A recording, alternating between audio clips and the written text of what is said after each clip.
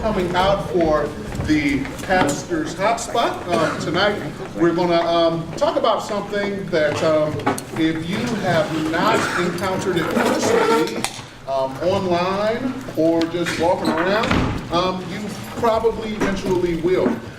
There's a sect known, and they're known by a variety of names, but overarching kind of umbrella. They refer to themselves as the Hebrew Israelites or Black Hebrew Israelites. And essentially what it is Black nationalism in Judeo-Christian garb. And often, you'll see these guys, if you go to Luke, you go down in the city. I remember when Ferguson happened, they was out in force.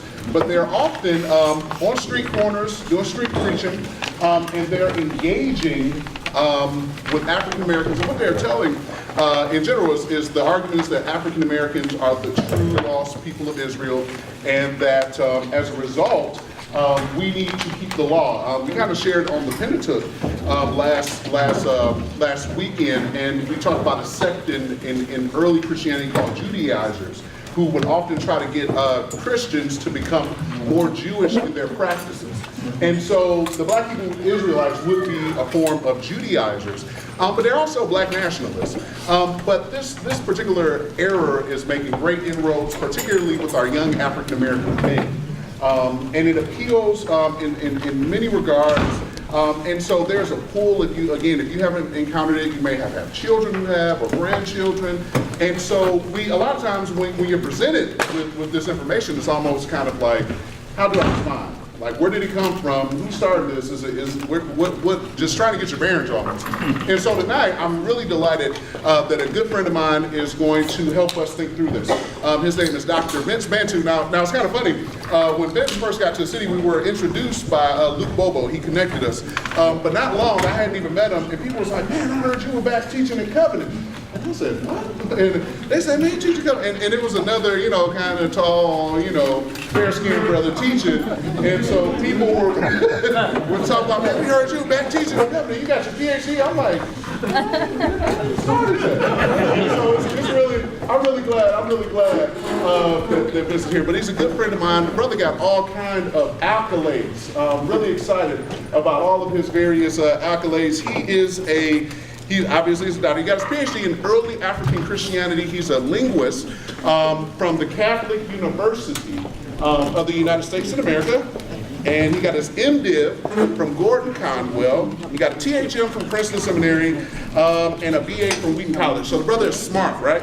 They always tell you, if you're the smartest person in the room, you're in the wrong room. I think it was at John Maxwell. So anytime I'm in the room with Vince, whether we just hanging out, eating chicken, talking theology, arguing about politics or something, I know I am not the smartest in the room at all. So without further ado, I want to bring to you Dr. Vince Bantu, who will take us further.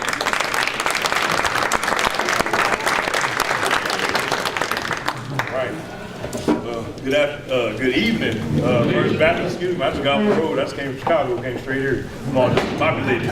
Well, thank you so much, Pastor Summerfield and Pastor Carlos, for inviting me in here. And I'm just so excited to be here tonight. And I'm very excited to be here tonight, but honestly, I'm even more excited to be here in the coming weeks. Going to be doing a Sunday school series on early African Christianity, and I'm just really excited to be, especially engaging in the African legacy of Christianity, especially when you're dealing with African and African descendant people. It's just, I think the information is just so much more palpable and connected. I mean, even getting into this issue tonight, how many people here have heard of Hebrew Israelites before? Okay, good number. How many people here know somebody who's a Hebrew Israelite? Okay, all right. So because I just came from speaking at Wheaton College up in Chicago, and it was predominantly white evangelical college, and I asked the same question, and nobody raised their hand, right? And so it's even but it was good because it was informative and new for them. But it's even, I think, even more powerful when you're talking about people for whom this is our children, our sons and daughters who are being led astray by these various false teachings, and so it's even more important that we get into this. So I was so excited when Carlos mentioned I wanted to really get into this, and so a lot of my interests academically really are in more in what we're going to be doing next month on Sunday morning is in early African Christianity. But it really connects to this topic very well because, as we're going to get into in just a minute, there are many different movements in the African American community that have been developing for over a century now, and they all have a lot of commonality. That many times they're all kind of they have a similar ethos and similar kind of way of understanding. And a lot of times, what's behind and motivating the movements are usually like racially based as opposed to theologically based. That usually sometimes you find someone saying it's Muslim, but they don't even know the Quran. But it's usually, one of the things I find interesting is that it's often is sometimes more a rejection of Christianity. Oftentimes that's the primary motivating factor at the beginning, than it is an embracing of something else. But usually it's that Christianity, for reasons that we're going to discuss, is perceived to be culturally inaccessible to people and as an irrelevant movement. And so then people walk away and they're kind of left open, and then various false teachings come along and snag them up, and they just get attached to these things. But it's usually the commonality again is in finding some kind of honor and some kind of emphasis, and even sometimes divine emphasis on blackness itself and being black. And the Hebrew Israelite one, we're going to highlight that one tonight, but again, because of that reason, that's why a lot of the history is so important to really get into, especially the fullness of Christian history in particular, and the legacy of Christianity in Africa. But we'll get into that. But to start off with tonight, the Israelite faith is a really good one to start with because it's really a very prominent one. Just to skip ahead a little bit. A lot of you have probably heard of the rapper Kendrick Lamar, and he's probably the most famous rapper around today. And he has basically made some direct and indirect references that he is a Hebrew Israelite. And there's a famous line in his song called Yah, on his album that I'm not going to say the name of in the House of God. But he has a song called Yah, and in the song he has a line where he says, "I'm an Israelite, don't call me black no more."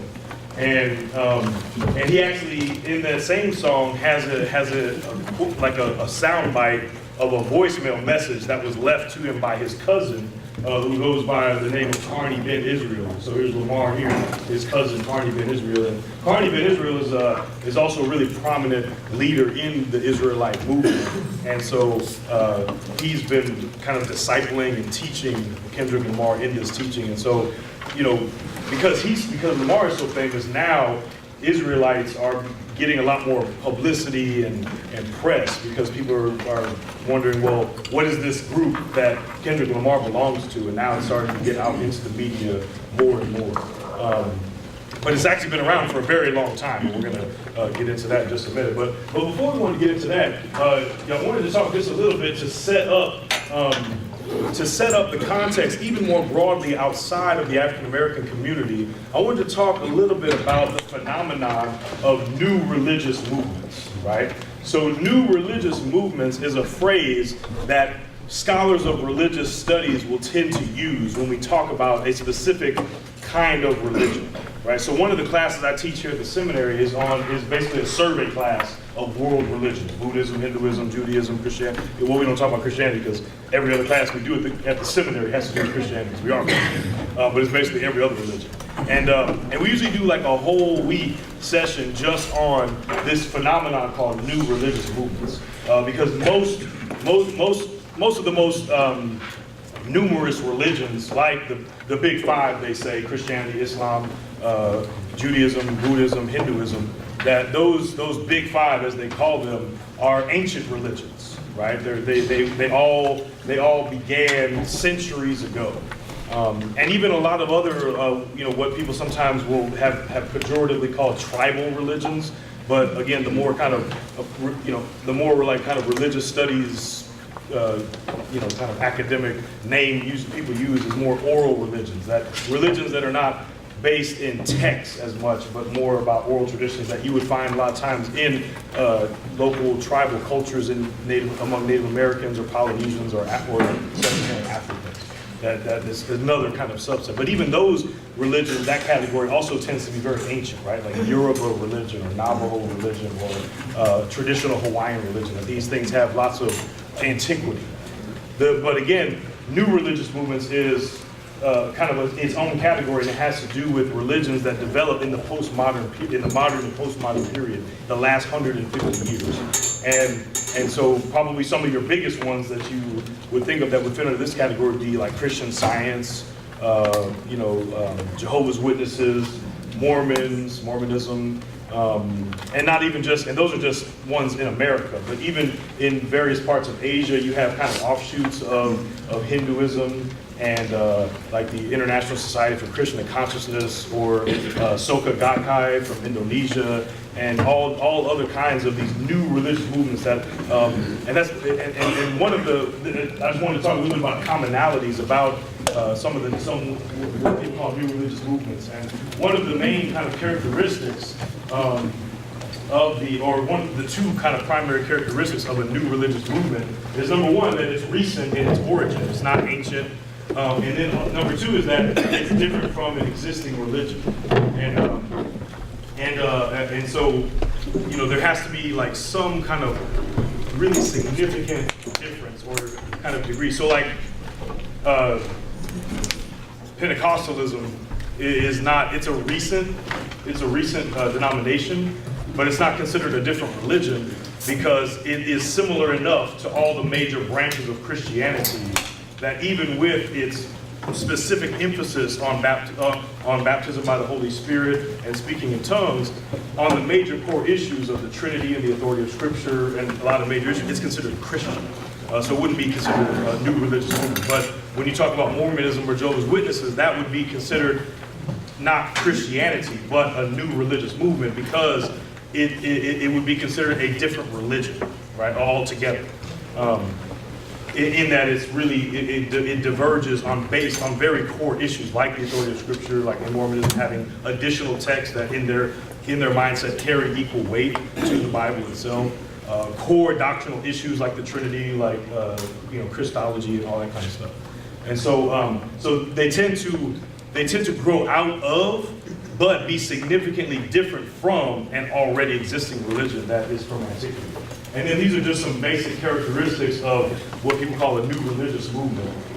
Some of the commonalities include that there tends to be, and this is every generalization has its exceptions, right? Like black dudes like to play basketball, especially tall ones. Well, I don't, and I'm not good at it. So everything and actually the new religious movement that's under discussion tonight kind of breaks this generalization. But it's true that many new religious movements actually do tend to have a very kind of global, unifying kind of focus to them. Krishna consciousness, Soka Gakkai, the Dalai Lama, like a lot of these new religious movements tend to have that be a major focus. There was a Parliament of World Religions in 1893 in Chicago, and they actually had a centennial celebration of that just about 24 years ago. But that was a very benchmark kind of key event in the development of modern religious discourse in general. But one of the interesting things about that event was that there was even new religious movements represented at that event. And so it tends to be more, but that kind of also represents this new focus on ecumenism and interreligious dialogue and unionism. Tends to be a focus, which is definitely not the case in Hebrew Israelite. Also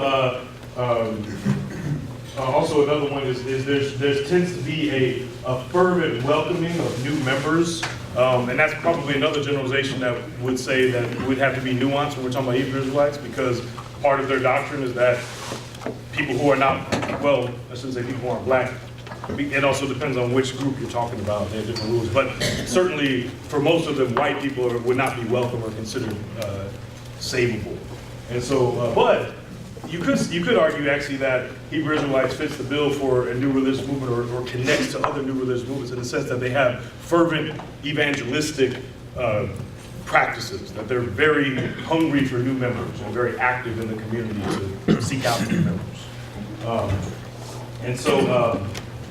But many other new religious movements like the Ethical Society, which started in New York, about 100 years ago, which probably would reject the idea of being even classified as a religion itself. But one could argue that the Ethical Society's pursuit for kind of common human dignity and this common sense of ethics would qualify as a religion. And that would be an example of one that's extremely welcoming and loves to have new members. And part of that is connected to the third dominant category or characterization of new religious movements, which is the fact that they tend to be marginalized by dominant religions. And that has to do a lot with why they tend to be very welcoming of new members, and they have this kind of emphasis on global unity. That because many of them are new, they often have the luxury of beginning and being able to have hindsight of centuries of interreligious wars with one another.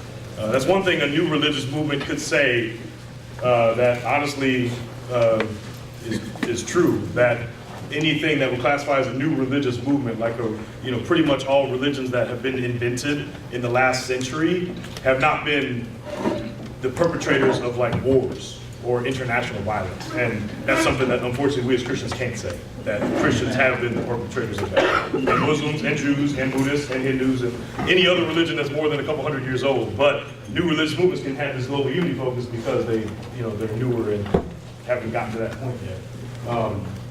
But the other reality too, I think that as believers and as Christians, and this is across the board, not just the Hebrew Israelites, but across the board, I think that one thing we have to own as believers is the fact that when we're talking to someone who's a member of a new religious movement, that you'll often find, not all the time, but you'll often find a sense of what people call minority discourse. There's a sense of being a minority, a sense of being on the fringes, on the margins.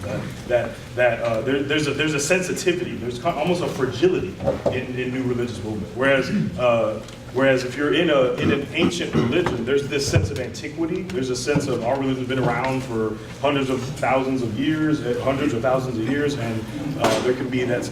And also there's greater numbers. The new religious movements tend to be very small in their populations. I don't think there is a new religious movement that would have more than there's very few that have more than like maybe 10 million people. Those tend to be the really big ones. And so, and also because of the fact that they tend to be connected to an ancient religion, but typically are a heretical version or an aberration of an ancient religion.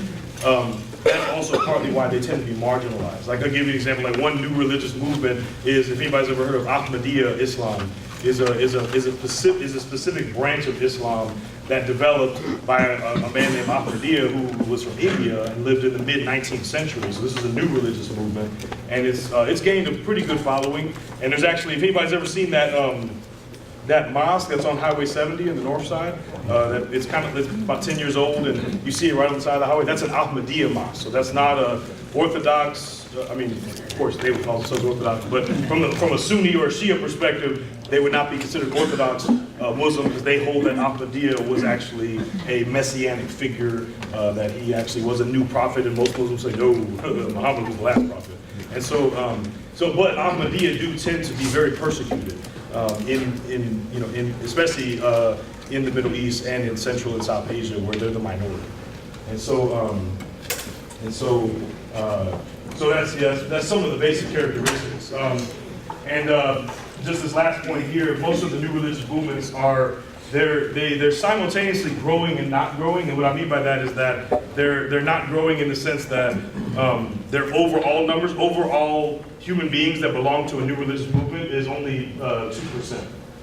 And that's pretty much been the same throughout the 20th century and even into the 21st century. That overall total, all of the human beings in the world that claim a particular religion, only 2% of them belong to a new religious movement.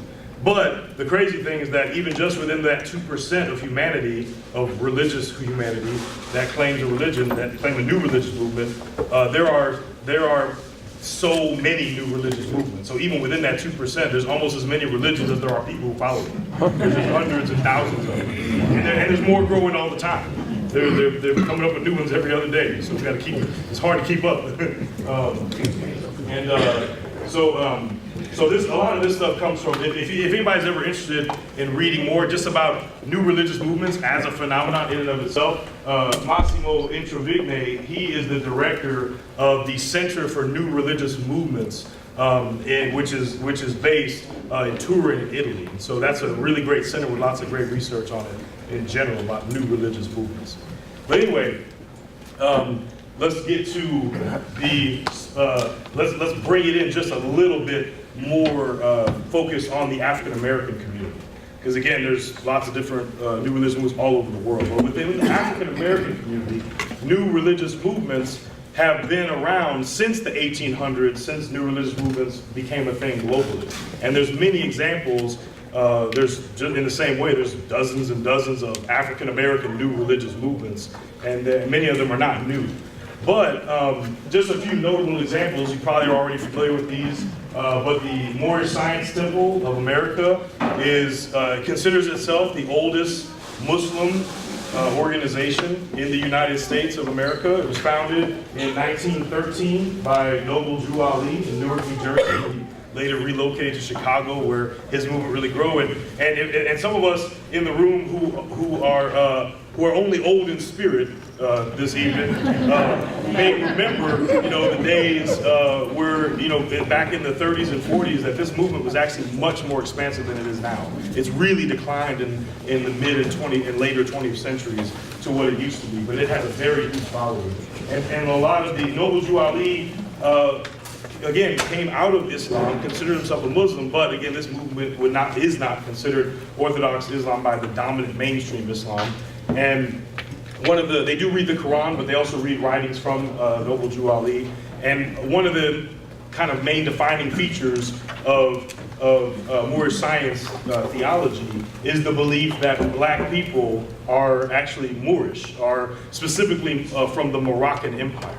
And that we are the descendants of the Moroccan Empire, and that in slavery, when we were brought over into the Americas, that we were brainwashed, or Christianity was forced on us, which is the white man's religion, and that Noble Drew Ali was a prophet sent by Allah to return or bring his people back to their true religion of Islam. And so this is actually a really similar kind of way of thinking as Hebrew Israelites, and it's actually one of the a lot of us are probably more familiar with, like, the Nation of Islam, for example, which is another new religious movement specific to the African American community. But a lot of people don't know Moorish science actually came first, and many of the ideas that really permeated the Nation of Islam actually were really kind of rooted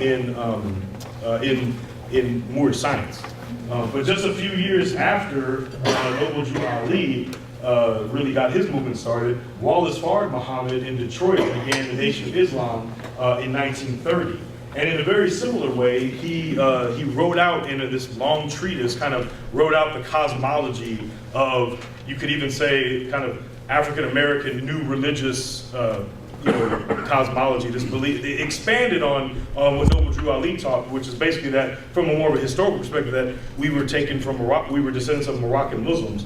But Wallace Fard Muhammad went even beyond that and said that African Americans were the descendants of this almost mythical tribe called Shabazz. And some of you remember when Malcolm X changed his name, that was actually included also in his name as well. And this tribe of Shabazz is, again, I say mythical because I don't fully understand a lot of the cosmology, but I think it's something about the tribe of Shabazz at the beginning of creation was sent to Earth from the moon, and they were the first human beings, and they were all black, and that all human beings are descended from the tribe of Shabazz.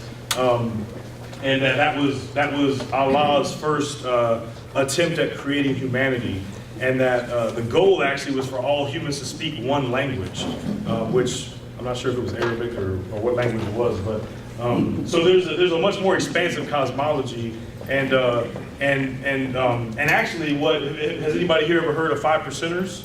That's just the last one I wanted to mention, but this is another one that, again, because of celebrities claiming it, has gotten more popular in recent years, but goes back a little bit, back to 1964, and that was founded by a man by the name of Clarence 13X, and he's also known as Allah the Father. And this one it's an offshoot of an offshoot of an offshoot. All of this stuff comes out of Islam, but it's kind of like a family tree branching out. And so this is an offshoot of the Nation of Islam in particular, which the Nation of Islam really built a lot of its ideology on what Noble Drew Ali had established. But Clarence 13X broke away from the Nation of Islam because he felt that Wallace Fard Muhammad was, that he felt his theology was inadequate, primarily with his focus being on that part of the Nation of Islam, even still, today, especially under the leadership of Farrakhan, part of the primary belief is that white people are evil, right? That white people are the devils, right? That's something Wallace Fard taught. It's what Elijah Muhammad taught. And then when Elijah Muhammad's son took over, he really kind of created a much more ecumenical and kind of cordial kind of atmosphere through the 1980s and 90s, or early 90s, when he really took over and made a lot of administrative changes. And the Nation of Islam was actually going in a much more kind of ecumenical direction. But then when Farrakhan took over, he kind of returned it back to a lot of its origins with Elijah Muhammad. But even before that, as well as Fard Muhammad, started to bring back in a lot of the ideas about white people being evil.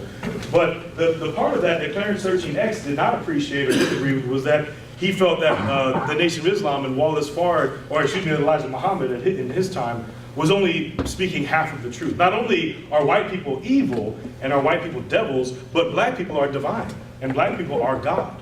And so he broke away from the Nation of Islam and he began his own group called the Nation of Gods and Earths, or what people call the 5% Nation. Now the whole numbers thing, that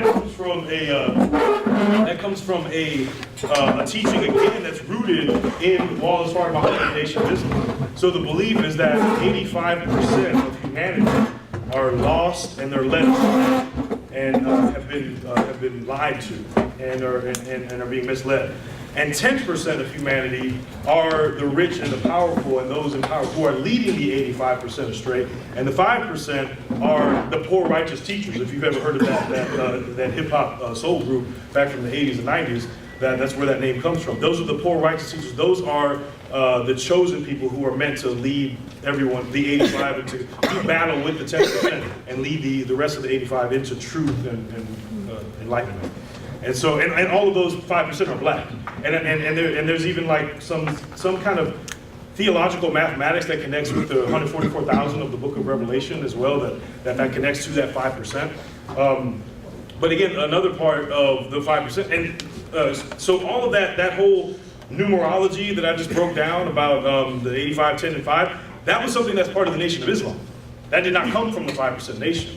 Which is something I didn't actually even know until I was getting ready for this talk. But I always thought they invented that. I thought they made that up. It's hard to keep track of all these lies, But actually, I didn't know that actually that was invented by Wallace Fard, and Elijah Muhammad kind of developed that. And then he just took it. And so what the 5% Nation, what it actually innovated differently than the Nation of Islam wasn't the numbers and the 5% idea, the poor righteous teachers, but it was the belief that black people are divine. That's something that the Nation of Islam would not agree to. Their only God is divine, and it's more of an anti-white, but it's definitely pro-black, but it's not to the point of black people divine. But when they say Nation of Gods and Earth, gods refers to black men, and earth refer to black women. And it talks about, it will refer to black men and black women as gods and earths. And so,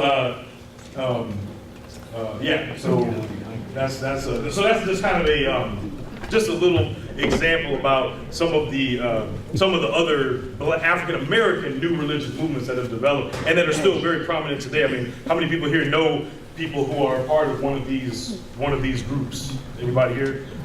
So they're still very prominent, but the only reason I bring that up and to set us up, bring us into Hebrew Israelite, is because there's a lot of, in the same way that the Center for New Religious Movements talks about and delineates these common trends across new religious movements as a whole, I would argue that number one, we need a little bit more sociological scholarship on new religious movements in our community. But number two, if I were just to take a stab at that, I'm also seeing many commonalities with new religious movements in the African American community that are very similar to the broader global movements, but also that are unique to our particular context and community. One of the things that I'm really seeing as a commonality is a heightened emphasis on blackness and the need to identify and locate blackness and the black community and the African people center stage in the theological movement that they're in, right?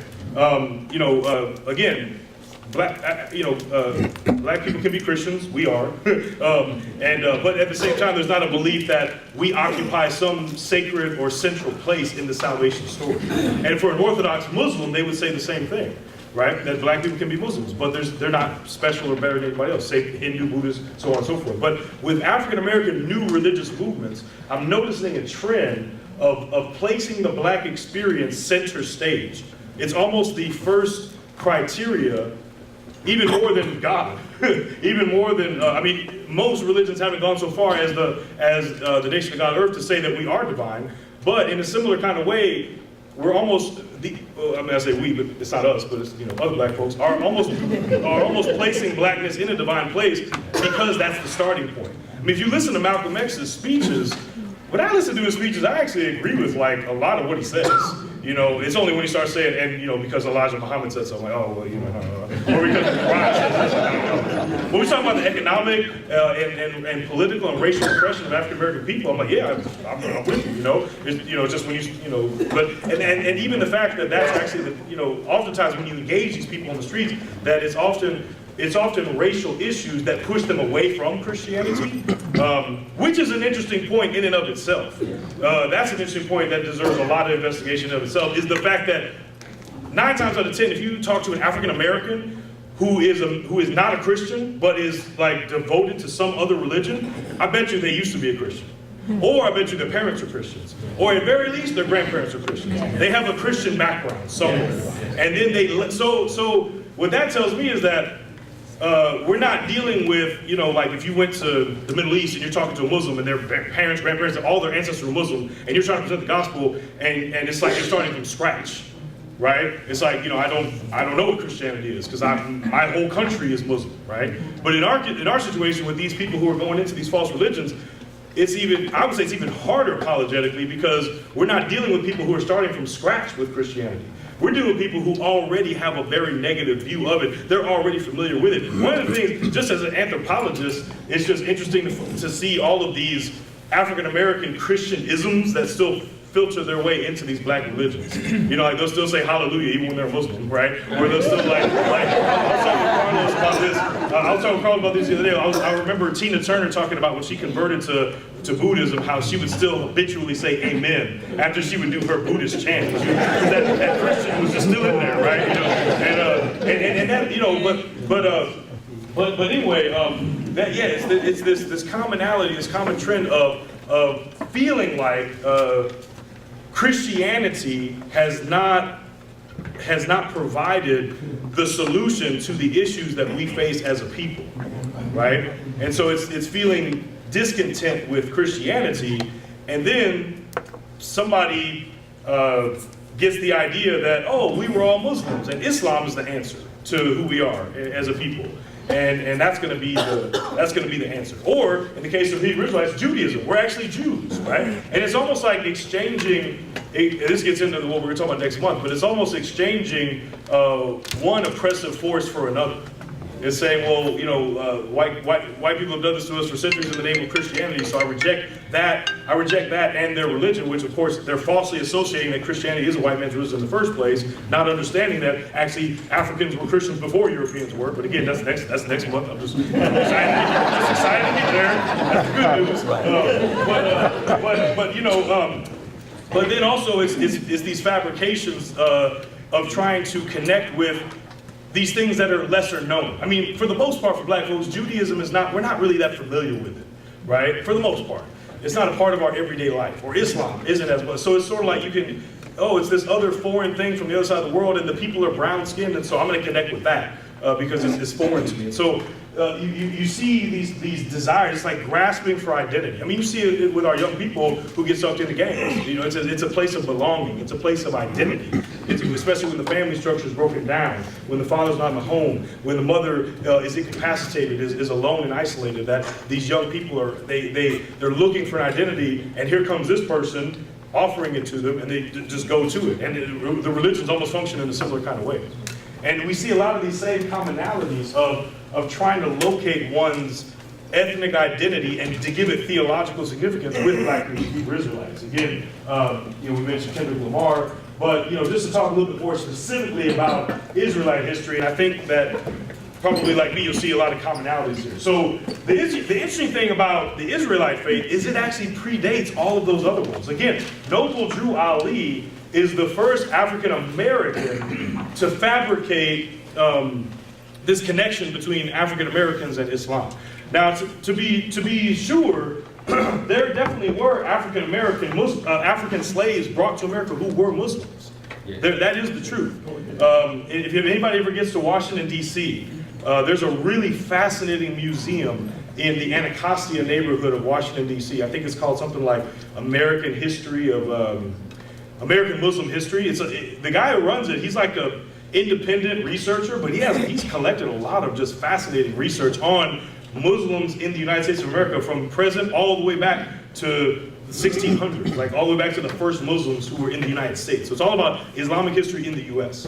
And it's a fascinating museum. And I remember when I went there, I learned about Omar ibn Said, and that's another really fascinating person to read about. Omar ibn Said is the first Arabic author in the United States. He was a slave who was brought to Charleston, South Carolina from Senegal in the 1800s. I don't remember what year. And there are manuscripts. The research library archives in the University of North Carolina, Chapel Hill, has like manuscripts that he wrote almost 200 years ago in Arabic.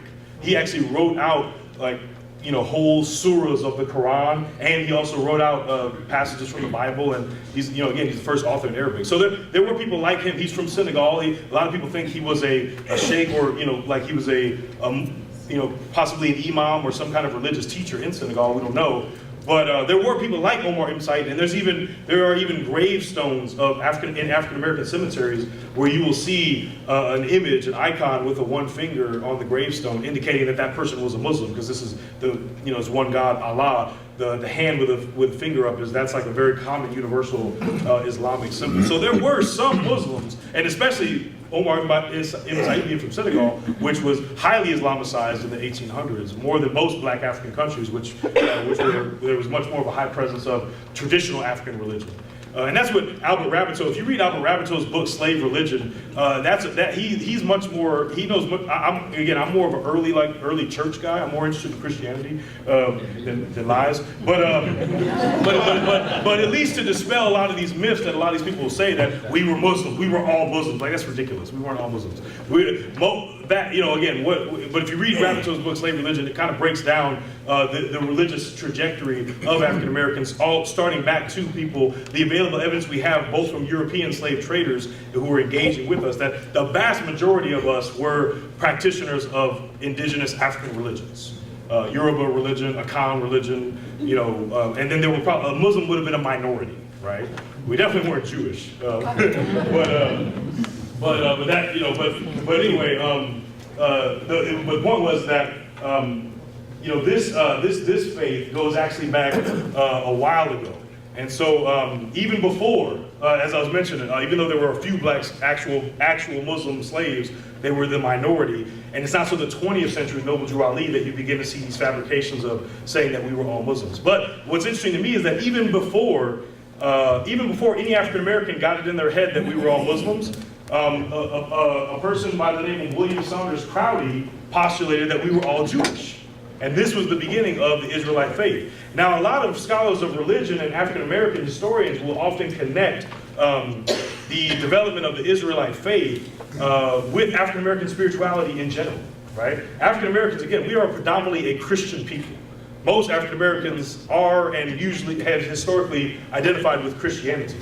But one of the unique features of African American spirituality is the connection that we have with the Exodus story.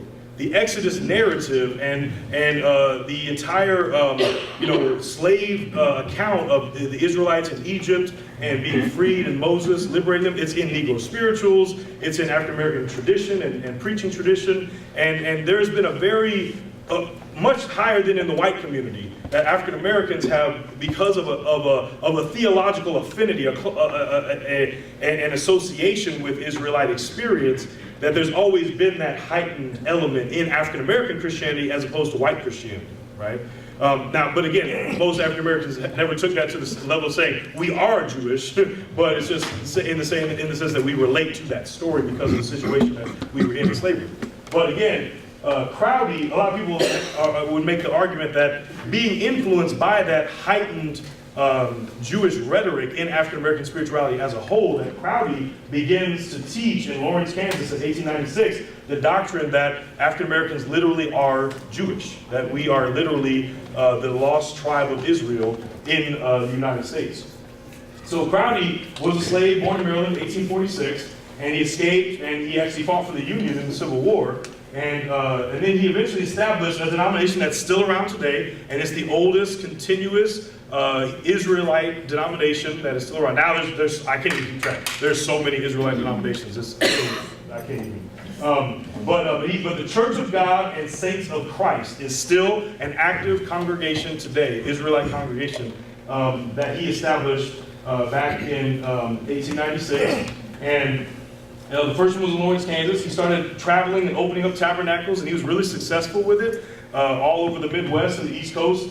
You can, again, in Washington, D.C., if anybody ever is there, you can actually see one of the oldest, I think it's actually it's a National Register of Historic Places. I think it's still the oldest standing tabernacle that he himself established that's still in Washington, D.C. But then he ended up settling in Virginia, Belleville, Virginia, and he ended up calling it Canaan land. And he bought 40 acres in this area, and that is still actually the headquarters for the denomination, the Church of God and Saints of Christ, even to this day. And then after that, the movement started to have a lot more international movement, and they started sending missionaries out to Africa and the Caribbean. So to this day, most of the congregations of the Church of God and Saints of Christ are in the U.S., but there's several in Jamaica, in the Caribbean, and in Africa as well. So that's just the kind of the origins of it. But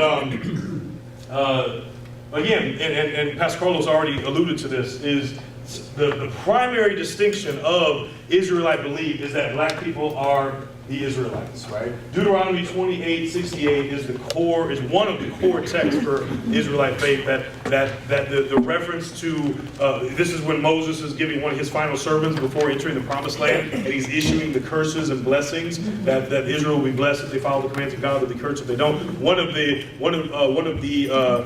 One of the things he says in verse 68 is talking about Israelites being punished for disobeying God's commands, and talks about them being carried off in boats.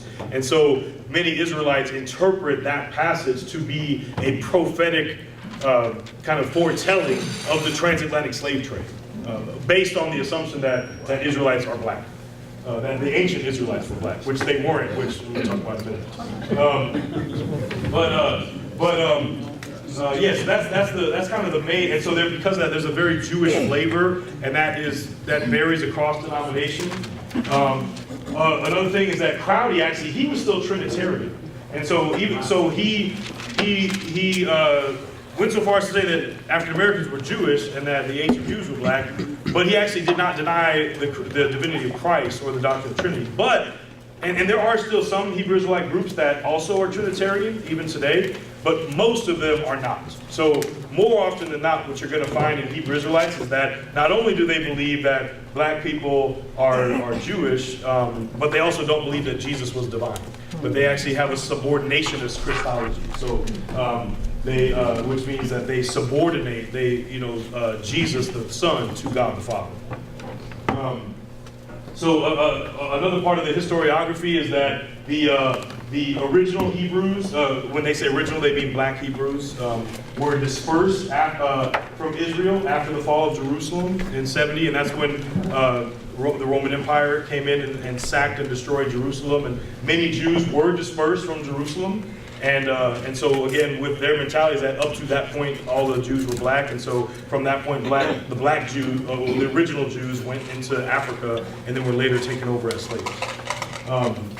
Another little just kind of feature about them is that they often will use the King James Version. It's the only authoritative holy text. But another thing too is that many Hebrew Israelites, and this one's a little bit more diverse, like some do, some don't, actually reject much of the New Testament, especially the Pauline epistles, because a lot of the passages that talk about slavery. And that's, if anybody's interested, that's a whole other topic we don't have time to get into, but if anybody's interested in, especially from an African American perspective, how do we understand Paul's words that he has about slaves, and Peter as well? My friend Dennis Edwards, who's a New Testament scholar, African American up in Minnesota, actually has an interview with the Jude 3 Project. Jude 3 Project's another just great resource for you to check out and get into about not just Hebrew Israelite stuff, but about a lot of different, it's basically, I don't know if anybody's familiar with it, but it's basically an apologetic website that's focused primarily on African American Christians and the issues that we face. And D.A. Horton actually has a really good podcast, knows a lot more about this particular issue than I do. Actually, while we're on that, I would say if you want to learn a lot more about Hebrew Israelites from people who would know more about it than me, I would say D.A. Horton is an urban apologist who has lots of material online. But also there's another urban apologist named Vocab Malone. And Vocab Malone actually just released a book about the Hebrew Israelites. Basically a book that explains what we're talking about right now, like a 101 about Hebrew. I think it's called Barack Obama versus the Hebrew Israelites is the name of the book. And I don't even know what that means because I haven't read the book yet. But that would be a really good resource. I would definitely recommend getting that book if you really want to know even more details about Hebrew Israelites. And he really just breaks down all the different denominations and everything.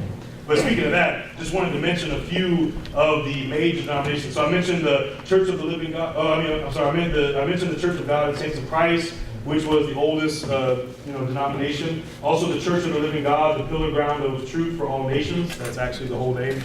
And that's the thing. Whether even when people leave, they don't lose that black tendency of having the longest church name. That's what we have. Holiness Church of God, Fire Zion Incorporated. Actually, yeah, this one is even longer. What are the Commandment Keepers, Ethiopian Hebrew Congregation of the Living God, Pillar and Ground of All Truth, Incorporated. I don't know if that's, you looking at that, we'd be like, I don't know if that's heresy or not, but I know it's black. Now that's actually an interesting one. That's actually an interesting one because that one actually has this strong connection with Ethiopia. Which is an interesting topic because there are actually actual Ethiopians who are Jewish. So there are such thing as black Jews. But it's another thing to say that everyone who's black is Jewish, right? But there actually are Ethiopians, the Beta Israel. There's a tribe in Ethiopia called the Beta Israel, and they actually are Jewish.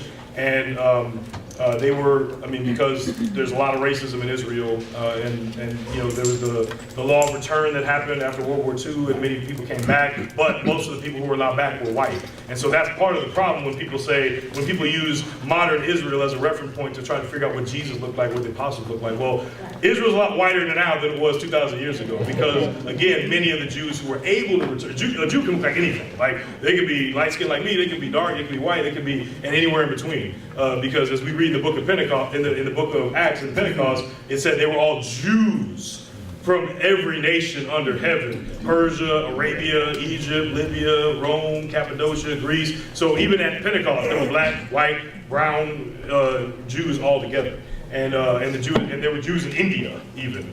But again, law of return, most of them that were able to come back were white. The Jews from Europe, Poland, and Russia, and Argentina, and all that kind of stuff. It wasn't even until 1977 that the Beta Israel from Ethiopia were allowed back in and recognized formally as Jews. Now, almost 30 years after the predominantly white European Jews were let back in. But anyway, because of that, a man by the name of Wentworth Arthur Matthew in 1919 founded, I'm not going to say it again because that was too long, but that one, that third one.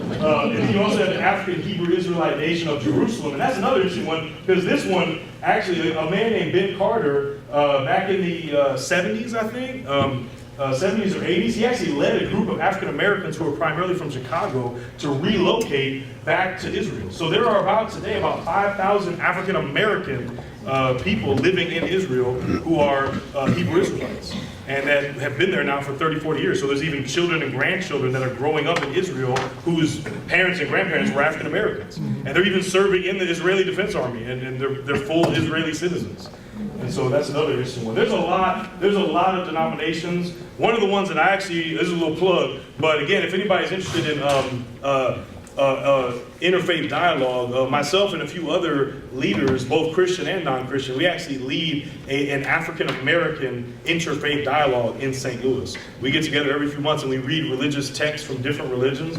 And the goal of it really, I mean, as a Christian, and it, you know, of course our goal is that people would come to Christ. But even on the surface, the goal is like, hey, let's at least, you know, we're all going to believe different things. We're not probably, you know, we're not going to be able to convert all each other. But at least can we have a space as African Americans especially, where we can just have a respectful, intelligent conversation about one another's beliefs without insulting each other or getting ready to talk about each other's mamas or getting ready to get into a fight, you know, all that kind of stuff. Like, you know, at least, because I mean, I go to interfaith dialogues as a religious scholar, and it's usually like all white or Arab or Asian people, and I see people building partnerships, doing work together, all this kind of stuff. And I'm like, man, if we got together in our community, you know, the Muslims and the Hebrew Israelites and the Christians, all of us, like, did some, at least we can like do some, we black, we got common issues in our community. Anyway, I only brought that up though, but if you ever want, for some serious, if anybody's ever interested, hit me up, because we get together, we always talk about different religions and read religious texts, and we just have a good time and a good respectful time. And one of our partners in that is a Hebrew Israelite based in St. Louis, and he hosts us actually often for these gatherings. And he's actually part of another denomination, which I believe the name is, it's something Worldwide Ministries. I think it's called Israelite Nation Worldwide Ministries is the name of his denomination of Hebrew Israelites. And one of the things about Hebrew Israelites that, well, I should say Israelites, because many of them that I talked to, including my friend, say that actually we prefer to be called Israelites, not Hebrew Israelites, and certainly not black Hebrew Israelites. And so just, you know, at least in my experience, that's what I've heard to be the more respectful name. And so, because as Kendrick Lamar said, they will reject the term black and say, well, we're not black, we're Israelite. And so, but anyway, this denomination actually, and my friend in particular, is actually known for being a much more cordial, respectful, just friendly Israelite person. I mean, we have these interfaith dialogues, and I've had him speak at different events, and like, and it's great. He actually owns if you guys might have been to it. You ever seen that store, I See Me, in U City on Olive? Yeah, the owner of that, I'm talking about the owner of that store. He's an Israelite, him and his wife, and it's actually the only African American children's bookstore in the whole city. At least that's what they tell me. I don't know if there's another one. Somebody else, you know, let me know. But you know, it's hard to find books for your children for, you know, people. But anyway, he's hosted us at his store for events, and that's the other interesting thing too, is that his store is actually listed on their denomination's website as their they often call them tabernacles, as their tabernacle location for St. Louis. And I think that in and of itself is another interesting thing about Israelites, is that, you know, and this is something I can say is a good thing, even though I don't agree with their theology, but I can appreciate this, is that they are extremely focused on entrepreneurship. I mean, even Crowdy's acres that he bought in Virginia, there was, even at that time, in the early 1900s, turn of the century, he was using that land to develop African-American entrepreneurs, even at that time. And even to this day, that is a huge emphasis in Hebrew Israelite religion. And so you will more often find a gathering place of Israelites having their service, usually on Saturdays, in a business rather than in a religious building, like a church or a tabernacle. And so I've been to like 3 different Israelite gatherings, and they're on Saturdays, and they go like all day. They gather together on Saturday morning, and they read the Bible, and the person in the front is reading it out, and then they go out and evangelize on the streets. And so you'll see them in the Loop, you'll see them in you know, public places, and then they'll come back and read some more. They'll make a whole day out of it. And the crazy thing is that they usually have, like, at least in my experience, lots and lots of young people. Like, I remember this one, again, it was in a business. It was up in Florissant on Lindbergh, and I went there for one of their Saturday gatherings, and it was packed out. I mean, it was a small place, so they probably had like 50 people, but everybody in there was just looking at them. They were like between the ages of like 15 and 30. And I was just like, wow, look how the devil works. Like, that is the very age gap that, if we're being honest, most black churches are lacking. Like, that's the age gap that, you know, most black churches, people are either little kids or they're like 30 and up. And so, we got work to do. But anyway, But yeah, so anyway, let me jump. Yeah, because we gotta wrap up in a minute. So let me just go through this quickly, and then we're gonna do the Q&A. So that's just a brief overview of Israelite faith. But now let's talk a little bit about why all of these religious movements are false, right? Because again, the commonality is that all of them are predicated upon the belief that black people have a connection to either Islam or Judaism, right? I mean, you have all other kind of African religion. You have African Americans who are saying, well, I'm gonna practice Egyptian religion, because that's where we were from. Or I'm gonna go back and practice the religion that our ancestors were actually practicing, which, I mean, all of this concerns me as a pastor, and I try to win people to the Lord, but just maybe just from an intellectual perspective, like, I tend to like kind of have the most respect for those ones, you know, like with these other ones, like, y'all just making stuff up, man. We ain't Jewish, we ain't Muslim. But at least with the traditional folks, like I went to Ghana this summer and I found a group of African Americans, doctors, lawyers, and professors, and this group of professionals who were traveling to Ghana together. They were on this pilgrimage, and they were all wearing traditional African clothes, and they had all converted back to, or whatever, to traditional African Akan religions. So they were praying to the different Akan gods, and they had a priest with them and all that kind of stuff. I'm like, okay, you know, I mean, this concerns me, and I need to I'm trying to get y'all saved, but I'm just from an intellectual perspective, I'm like, thank you at least for doing something that makes sense, you know, because this is actually what our ancestors believed. It was a lie, and God knew, and God had his way, and he brought us to faith anyway, even in the midst of oppression, and even in the midst of slavery. We heard the truth of the gospel message being preached to us by slave masters who was whipping us, but we actually heard the true message of the gospel and interpreted it and gave it back to them in a way that they wasn't even really practicing. So God is going to do what he's going to do. He's going to use even the worst of circumstances to accomplish his purposes, right? But again, you know, like I'm saying, like, but just from a historical perspective, yes, that is what our ancestors believed. So at least that makes sense from a logical perspective. But again, that's a minority.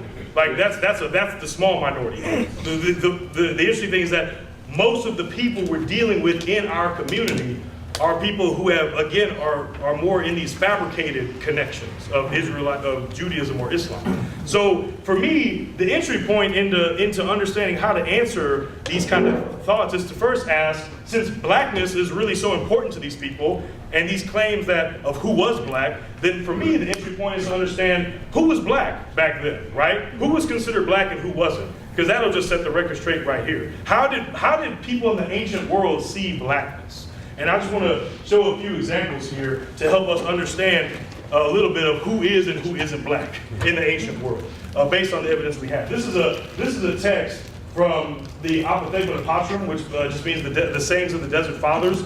This was a collection of sayings from Egyptian monks from the 300s, and this is there's lots of different monks who were living in Egypt. And this is from Egypt in the 300s when it was a predominantly Christian country. We're going to talk more about that next month. But this is a saying from Father Moses. Moses was called Moses the Black. You can look up and read about him online. He's a very famous desert father. And they call him Moses the Black because he was black. And he was a Nubian. He was from Nubia. But the sayings tell his testimony. He used to be a robber. And he went to a monastery to rob them. And he ended up getting saved, committed his life to the monastic life. And he lived with these Egyptian monks. And so this, I would say, is probably one of the best examples you could go to explain to somebody, and this would be killing several birds with one stone. Because when you talk to Kemetic Orthodox, anybody ever met like an African-American who's like a Kemetic person who believes in Egyptian religion? Apparently, I have a friend who's a pastor in Philly, and he told me apparently this is huge in Philly. You will find a lot of African-Americans in Philly who are practicing Egyptian religion. So, but this would also get to the Hebrew Israelite and the Muslim thing too. This is one of the best examples to show us that Egyptians were not black. They were not black, okay? Even sometimes a lot of us Christians think that. But ancient Egyptians were not black. They were brown. They certainly weren't white, but they were brown, like they look today. And this is one of the best examples to see that, because this little story about Moses. It says, it was said of Father Moses that he became a cleric, and they laid the tunic upon him. And the archbishop said to him, behold, you have become completely white, Father Moses. The old man said to him, indeed, the outside, O Lord Father, would that the inside were also white. The archbishop, wishing to put him to the test, said to the clerics, when Father Moses comes into the sanctuary, drive him out and go along with him to hear what he says. So the old man came in, and they rebuked him, and drove him out, saying, go away, Ethiopian. He left and said to himself, rightly have they treated you, ash-skinned black one. As you are not a human, why should you come among humans? So these are Egyptians saying this to a Nubian, right? So right here we see a Nubian-Egyptian clash going on. And this would often happen, that Moses' blackness would always come up as like his defining feature. So why would Egyptians call him black if they were black? That don't make no sense, you know? And so, and you know, Nubians and Egyptians had a long history with each other. I mean, Tirhaka is mentioned in 2 Kings, where he defends Hezekiah against the Assyrians. That was when the Nubians had conquered Egypt, and so they were always conquering each other. They were sharing culture with each other. But Nubians were black. So if we want to talk, and I think a lot of times African Americans, we always want to claim Egyptians were black because they had this great civilization and stuff, and we want to say, oh, well, we did that. And like, well, you know, I mean, they're African. They're in the continent we now call Africa, but they weren't black skinned because of stuff like this. We can see that they clearly see a difference between who they are and Nubians, which were south of Egypt, which often would be called Ethiopian. So the eunuch in Acts chapter 8, where it says that he was Ethiopian, he's not actually Ethiopian, because in the first century, the Ethiopia was called Axum. And it says he was a eunuch of Candace. Remember in Acts chapter 8 when Philip preached the gospel to him? Well, Candace is the title of the queen of Cush, which would later be called Nubia, which is now Sudan. So that's the country in between Egypt and Ethiopia. But Ethiopia in Greek, which is the language this was written in, just like in the Bible, Ethiopia was often just like, it just meant black, right? They wouldn't delineate between what kind of black, like Nubian, Ethiopian, sometimes even Arabian, sometimes even South Arabians would be called Ethiopian sometimes in Greek literature. It was just kind of the stock phrase, like, oh, you're south of Egypt, you're black. But again, it's distinguishing from Egypt. So Egyptians were not black, but Nubians were, Ethiopians were. So if we want to be proud of some ancient black civilizations, we need to talk about Nubian and Ethiopian more, which we're going to do. But anyway, that's number one right there, is the fact that ancient Egyptians were not black, and much less so Israelis were. But again, talking about both Islam and Judaism, we probably are aware of the fact that many of the white slave traders in America and all the Americas believed that black people were cursed. You guys have heard of the curse of Ham from Genesis chapter 6 when Noah curses, in chapter 8, when Noah curses. It's a misnomer to call it the curse of Ham, because who does Noah actually curse? Canaan. He doesn't curse Ham. He says, cursed are you, Canaan, right? And we see that fulfilled in Exodus at the conquest, right? When Canaan is taken over. I'm not in Exodus, but in Joshua, when Canaan the fulfillment of that curse happens, right? The other thing, though, is that there's no connection to skin color with Ham. That's a fabrication.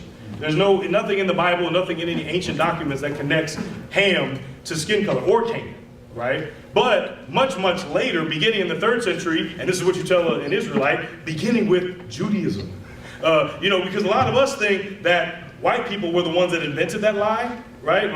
Like the whole lie about black people are cursed. That's why it's okay to enslave them, because they're all the descendants of Ham. And so, and it said that Ham will live Japheth will live in the tents of Shem, and the descendants of Ham will be cursed, or of Canaan. And so we know that white people use that myth that black people were cursed to justify slavery. But what many of us don't know, I think, is that they weren't the ones that invented it. Europeans didn't invent it. In fact, Jewish people invented that lie. Certain Jewish people. And this is a quote from the Tanuma Midrash, which was written in the 5th century. And this is an exposition, like a lot of the Midrash, is commentary on the Torah. And this is some commentary on that passage in Genesis when Canaan was cursed. It says, moreover, because you have twisted your head around to see my nakedness, your grandchildren's hair shall be twisted into kinds, and their eyes red, again because your lips jested at my misfortune. Theirs shall swell, and because you neglected my nakedness, they shall go naked, and their male members shall be shamefully elongated. Men of this race are called Negroes. That's crazy, right? Yeah. How many black stereotypes did you just see in that one?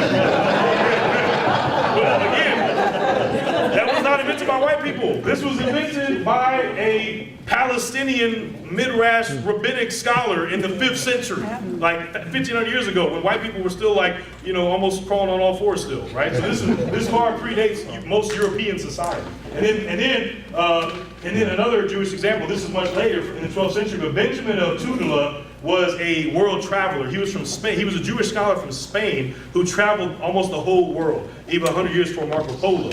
And his book, called The Travels of Benjamin, is his diary, his chronicle of traveling the world at that time.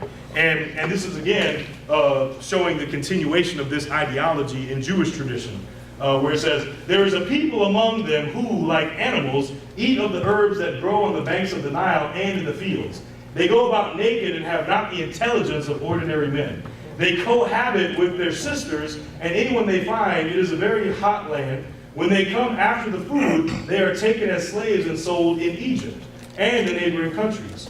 These sons of Ham are black slaves." All right, again, sons of Ham. Now this is the 1100s, still long before European slavery. But again, let's remember who started the slavery in Africa. It was Arab Muslims, long before Europeans. Now, talking about Islam.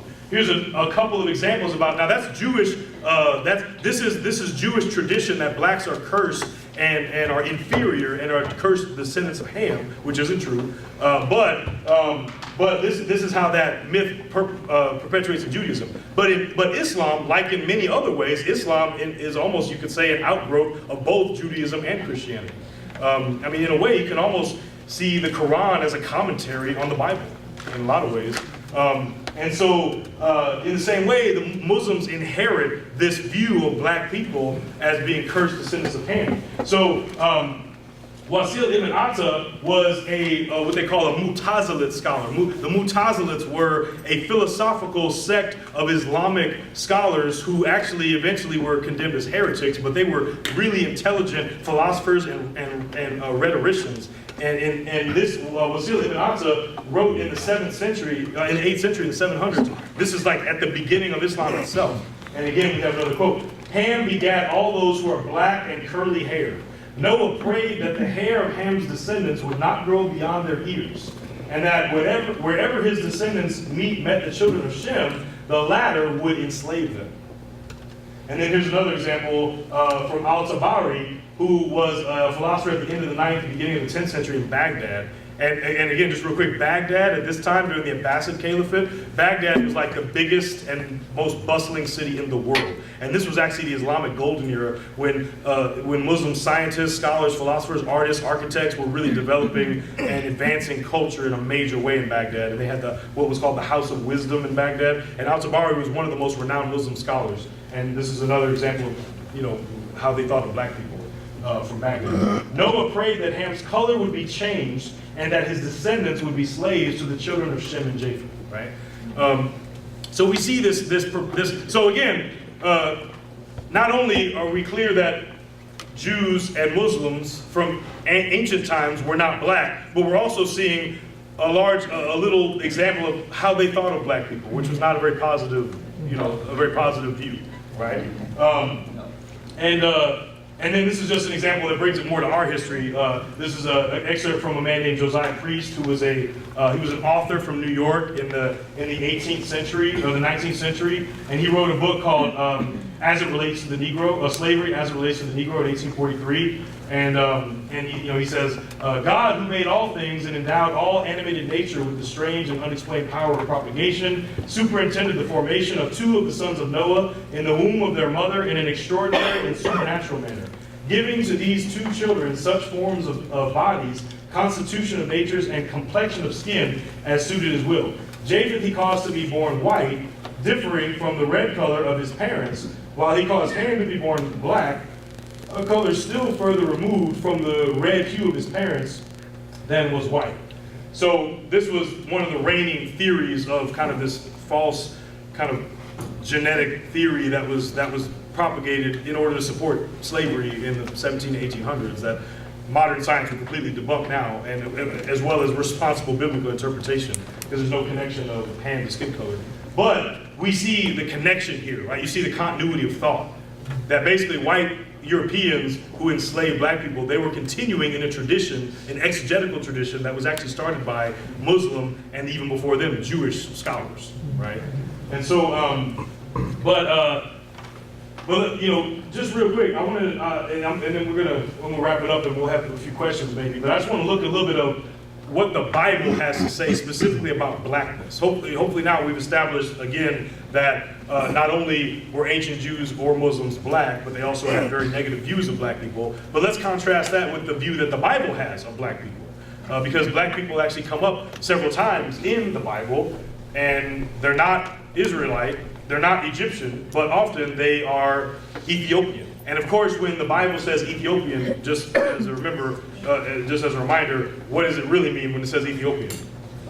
South of Egypt, right? But specifically in the Bible, you're probably actually almost talking about Nubia. Because remember, in the Hebrew, in the Old Testament, what's the word used? Kush, right? Kush, and that's Nubia. That's specific, right? Which is interesting in and of itself, because in Greek, in the Hellenistic, Western world, they lump all black folks in and just say Ethiopian. But in Hebrew, a language of brown people of color, they actually are a little bit more specific about who they're talking about. They actually say Kush as opposed to Mitzrayim, which is Egypt. But again, when Kush or Ethiopia comes up in the Bible, it's always connected and associated with black skin. Here in Numbers 12, 1 through 10, we see the story about Miriam hating on Moses' Cushite wife, right? So here we're seeing a black wife. Now again, why would Miriam be hating on Moses being married to a black woman if Moses was black, right? Or if she was black? And so again, we remember the story where it says Miriam and Aaron spoke against Moses because of the Cushite woman whom he had married. For he had married a Cushite woman. And they said, has the Lord indeed spoken only through Moses? Has he not spoken through us also? And the Lord heard it, and the anger of the Lord was kindled against them, and he departed. When the cloud removed from over the tent, behold, Miriam was leprous like snow, which I think is ironic because God punished her for hating black people by turning her white. And Aaron turned toward Miriam, and behold, she was leprous, right? Now some people might say, well, Miriam, it doesn't actually say that Miriam didn't like her because she was Cushite, because she was black. They will, especially in Israelite, might try to explain that away and say, well, it was because she was a foreigner and God forbidden the Israelites from marrying foreigners. Because one thing Israelites will be clear to say is that not all ancient people, not all ancient blacks were Israelites. Like, they'll tell you everybody was black. Like Babylonians, Chaldeans, Assyrians, Egyptians, Phoenicians, like they'll say all of them was black, which also isn't true. But then they'll say Israelites were also black, but they were one of many black people. So they'll say that his wife was black, but also that Moses and Miriam were black. And again, there's no evidence for that, but also in argument for the reading that actually the reason Miriam doesn't like Moses' wife is because she's black, is because why didn't anybody say anything about Zipporah, who was Moses' Midianite wife, right? Likely because she was of the same color. And there are other examples in the Old Testament of intermarriage happening when someone is brought into the appropriate covenant relationship with the God of Israel, where you don't see this kind of interracial hatred. So to me, it seems clear that she didn't like the Christian black. But again, we see other verses that again clearly demonstrate that Cushites, as in black people, are different than Hebrews from the perspective of the Bible, the very text that Israelites claim to believe. In Jeremiah 13:23, can the Ethiopian, and again that's the Cushite, can the Cushite change his skin or the leper his spots, right? Again, Ethiopian skin is being brought up as being something that is foreign, that's different than Israelite skin. Again, in Isaiah 18:2, go, you swift messengers, to a nation tall and smooth, to a people feared near and far, a nation mighty and conquering, whose land the rivers divide. Right? And again, now it's talking about Cush here, but again, it's talking about their skin. Why every time when Cush comes up in the Bible, or Cushites come up, why are people talking about their skin? Because it looked different than the Israelite skin did. And then again, in Song of Songs, chapter 1, verse 5 through 7. I am dark but lovely, O daughters of Jerusalem. Like the tents of Kedar, like the curtains of Solomon. Do not gaze at me because I am dark, because the sun has looked upon me.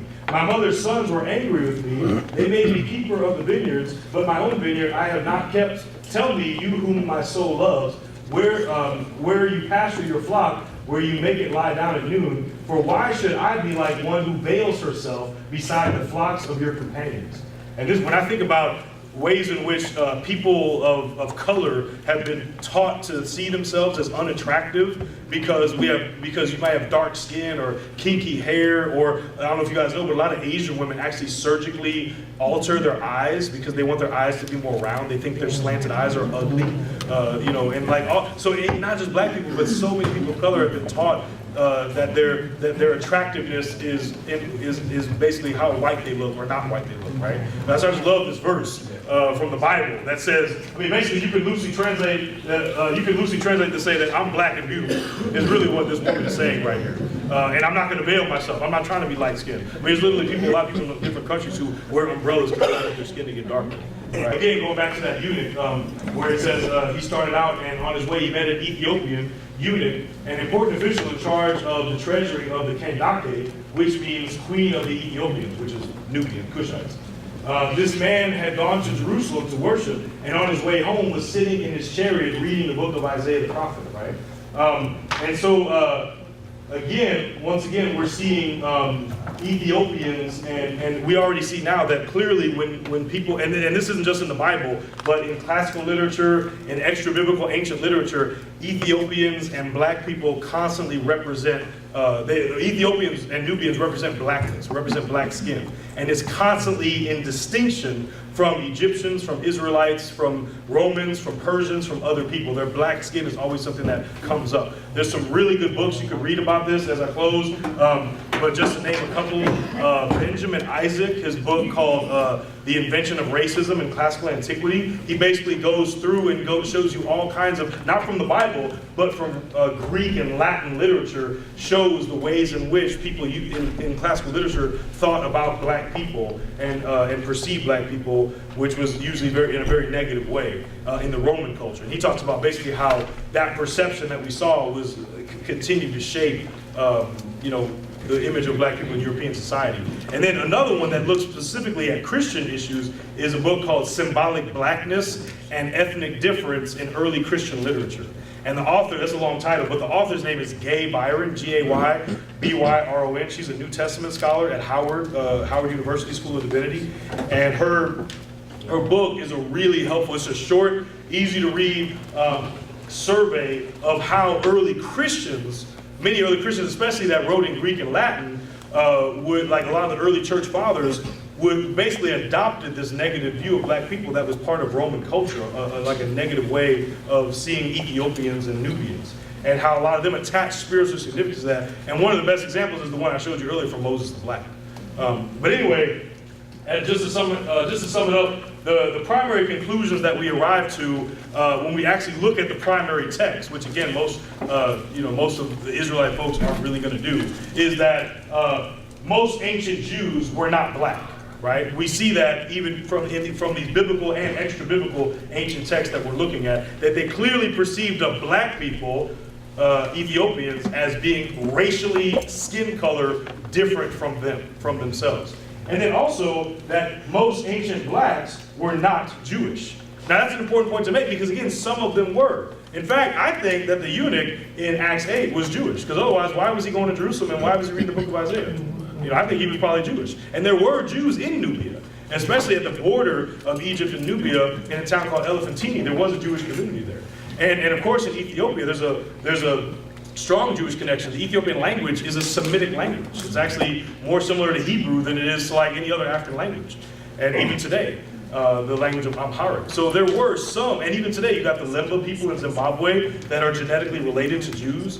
So you have some, even in ancient times, you have some black people who are Jewish. But even from this quick survey of text, we're seeing that people in the ancient world did not have a sense that black skin and Jewishness went together. In fact, for the most part, they saw them as something that was totally different. But anyway, sorry we went long, but I think we probably maybe only have a couple minutes, but just want to open it up for some questions. Take one or two. Yeah. So is that the difference between theology and cross? I'm sorry, I can't hear you. The theology and cross and glory? What you talking about? Well, I'm sorry, what you say? The theology and glory. The theology and glory and The theology and cross. The theology of glory and the theology of the cross? Yeah. Well, yeah. What were you? You mean Martin Luther? What was your thought about that? My thought is, like, the Israelites will go with the glory. And your voice is being muffled by that. There you go, young man. And we go with the Christ, we go with the cross, the glory for the earth, the theology world, the earthly world part of it, with the Israelites, because they all over. So you're saying that you feel like that Christians have more of a theology of cross and Israelites have more of a theology of glory? Yeah, I mean, I can see that. I haven't read that treatise in a while from Luther, so I don't know. I think when Luther wrote that, he was writing it more in kind of a Protestant Catholic in the Reformation, where it was kind of his invective against the way that he saw like a lot of materialism and political abuse and power in the Catholic Church, and he saw it. And to you're exactly right that he was trying to encourage Christians that actually what Christ called us to is the cross, is suffering, and not chasing after political power, which was one of his primary critiques of the Catholic Church. And that was kind of the context that was, from my understanding, that was kind of the context that was written in. And so, I don't know if when I think about the primary distinction between a Christian and an Israelite being the what's that? They're gonna convert over anyway to Christ. I'm sorry, what's that? They're gonna eventually convert over to Christ anyway. Yeah, I hope so. that's my hope. Yeah, but yeah, I wonder. Yeah, I wonder if instead of the difference primarily being between how Christians, especially African American Christians or Hebrew Israelites, orient themselves to suffering or prosperity, I would say we actually might be even kind of similar on that issue. But I think again, it more has to do with like theological anthropology. Right, like how we see the role of black. Because most Orthodox biblical black Christians are going to tell you, yeah, I love being black, and black is beautiful. It says it in the Bible, but black people are no more special than anyone else. And that God's plan is all equal, and that's so. I think it's more. I think the primary difference would probably be more like how we, that Reinhold Niebuhr's a missiologist, and he has different kind of categories for the relationship between theology and culture, and he talks about the way that Christianity and culture relate. He says that sometimes people will develop a Christ against culture, where we see our culture as bad and evil, and we just have to reject all of it and get it away from the gospel. But then on the other hand, he'll say that some people have a Christ of culture, where it's the opposite, where we just think our culture is like the center of everything, and we have like a nationalism, and our culture is better than everyone else, and God just approves of all of it, and our culture and God is just hand in hand. And I think that might be a good analogy. It could be a better analogy for the difference between Christians and Israelites, is that that Christians tend to have more what Niebuhr calls a Christ transforming culture, which is that Christ embraces our culture. So we should be proud to be black, and we should celebrate Black History Month, but not that we're higher or more important than anyone else, but that we are one of many people groups that all collectively make up the people of God. Yeah. So they believe that, to the bare bones of it, they still believe that Jesus is the Savior, or do they have a different interpretation of who their Savior is, as we do, that He died on the cross and rose again? Yeah, so they would say He's a Savior, and they would call Jesus the Messiah. I mean, even Muslims call Him the Messiah, but they would see Him as a Savior because he's black, and that He's the Son of. They would call Him Son of God also, but they would subordinate Him to God. So it was sort of like, if anybody's ever heard of like Arianism, not like Nazi Arianism, but I mean like, have you ever heard of the Council of Nicaea? Yes. Where the church had got together and were arguing over the fact that Jesus is divine and that he's not a creation of God. And so I think that you could probably equate. I think you could equate a lot of Israelite Christology to Arianism. Because Arianism would be different than Islam in the sense that Islam would say Jesus was a human being. He was not divine. He was not the Son of God. They would never call him the Son of God, and that he was a prophet, just like Abraham, Moses, David, Jesus, Paul, Muhammad, and Muhammad's the last prophet, and Abraham's the first, and Jesus is a prophet. But Arians would say, no, Jesus is the Son of God. he is the first creation, and so they would, agree with Colossians that through him all things were created, but that he also was created too. So Arius' famous phrase was that there once was a time when the Son did not exist, and the Father created him first. And I think, from my understanding, I think Vocab Malone's book would be even a better resource, but from my understanding that I think Israelites' Christology would be more akin to like an Arian Christology, where Jesus does have a very central place in their theology, but that he's not divine though. And again, that's just most of them. There are still, because remember, Crowdy was Trinitarian, and his thing was more like black people are Jews, but he didn't go so far as to deny the Trinity and deny the divinity of Christ. Now, and there are still some Israelites today that still hold to the divinity of Christ and the Trinity. But you have many people, and this is actually another one of those commonalities across black new religious movements as a whole, not just Israelites. A lot of it, and this will also be helpful for our class that we do next month. A lot of other people, a lot of these religions, Kemetic Orthodox, Hebrew Israelite, Nation of Islam, 5% of all of them, a lot of their argument that you will often hear is that the doctrine of the Trinity was invented by Constantine, who was the Roman emperor who became Christian. And basically Christianity, the Bible, and the claims of the Bible were all invented by the white man in the Roman Empire, right? Which is a total fabrication because African Christianity precedes Roman Christianity, but we're going to talk about that later. But anyway, that gets into that also as well. And that's another reason why I think many, even though the origins of Israelite faith was Trinitarian, my impression is that might be why many of them have moved away from Trinitarianism, because of this new argument, this really like historically ill-informed argument that Constantine invented the doctrine of the Trinity. Yeah.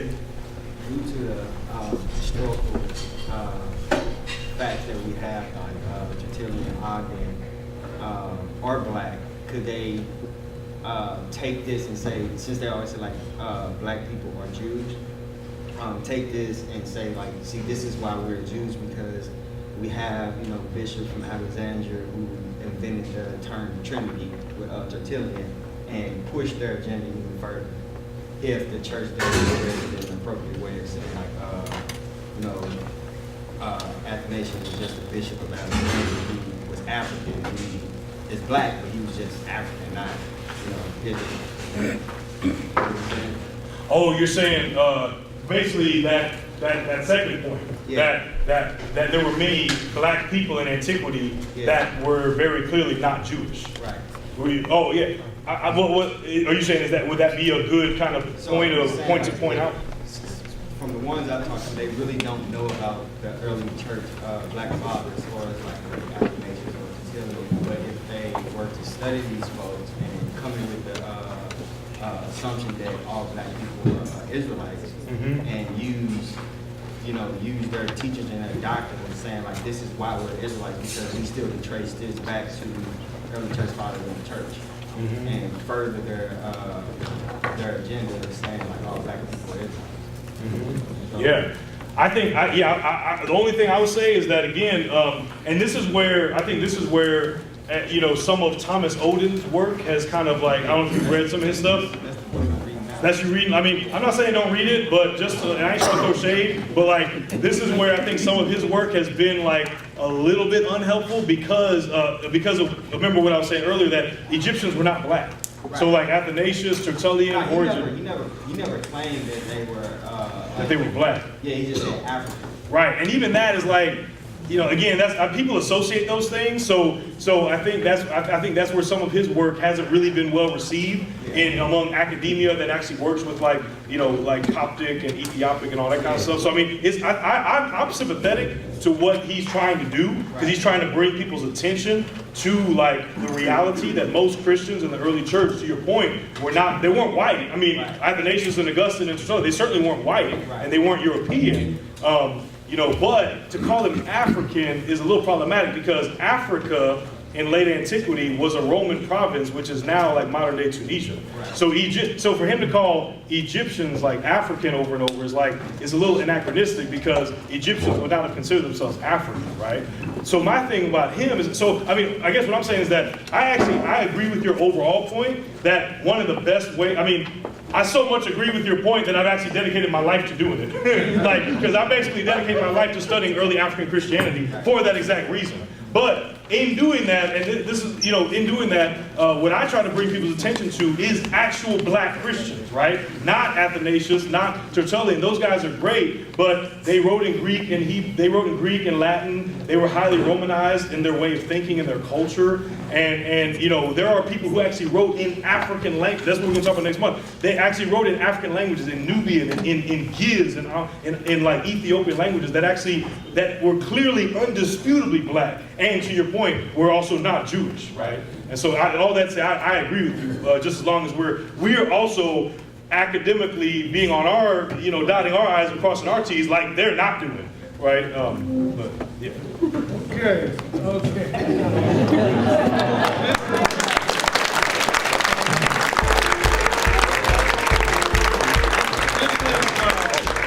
This is FBCC's version of a cliffhanger.